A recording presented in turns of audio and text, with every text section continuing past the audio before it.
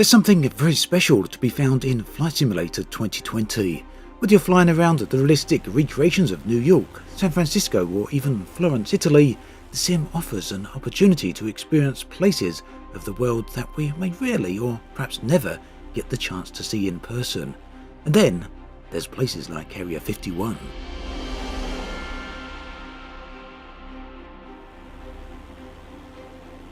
Like many places, the Nevada desert is a truly stunning location to fly around. It's drastically different to anything I've shown in my previous videos, but the truth is, the world is massively diverse. There's so many different places to explore. Most of these places are so accurate to real-world locations that it's easily possible to imagine that I'm flying over the real thing. For other places though, it's a little different. They aren't entirely accurate, but nonetheless, they still represent amazing recreations of the real world. Places in which it is possible to lose yourself in. But from time to time there are the occasional locations that are eerily different to their real-world counterparts. Places where everything is the same, only not quite. Case in point, Area 51. Here, a public airport visited by private planes, a mysterious location in the Nevada desert where civilians can go to hang out. And you know what? That's actually okay. In fact, it's more than okay. It's still a prime destination to visit, and perhaps even more so because of that. It really does highlight why Flight Simulator 2020 has endless possibilities. There's just so many locations to visit. After all, there's an entire planet to explore.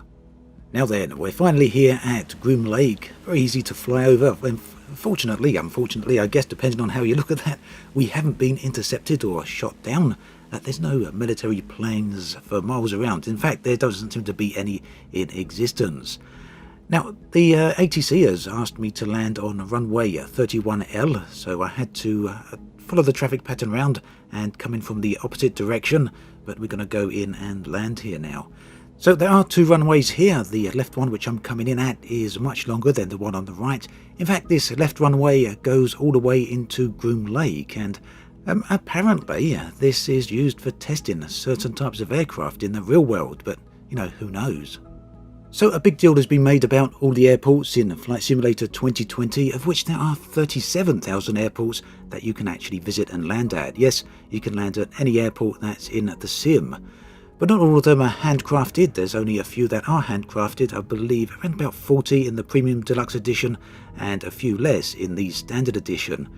Areas like Area 51, these are not handcrafted, but nonetheless they are here and they are pretty well detailed. And this includes parked up planes, staff and crew walking around in various areas, as well as a whole load of buildings and ground vehicles. Now, the nice thing about Flight Simulator 2020 is that you can spawn your plane at any location. You can just click a random location on the world map and you will appear in the sky, or you can choose any location on the ground airport-wise and spawn there. But I've been flying around a bit, so I took this opportunity to, stroll into Area 51 and refuel my plane. Most welcome to do that here.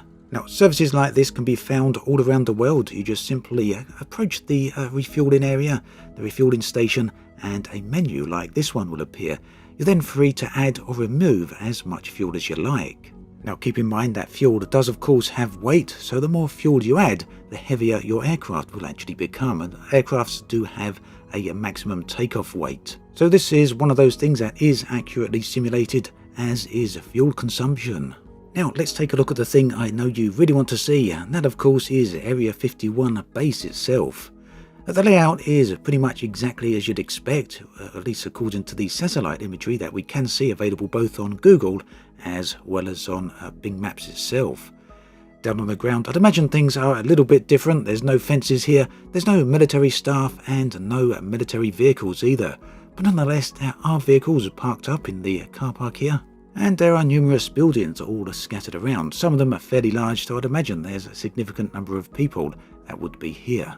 Now the fact that the runway itself is so long, it means that you can land any aircraft here, and that includes the airliners. So if you want to take off with a 747 from Groom Lake, then you're entirely free to do so. And on a parting shot here, I just want to take another look at just how wonderful the entire environments look.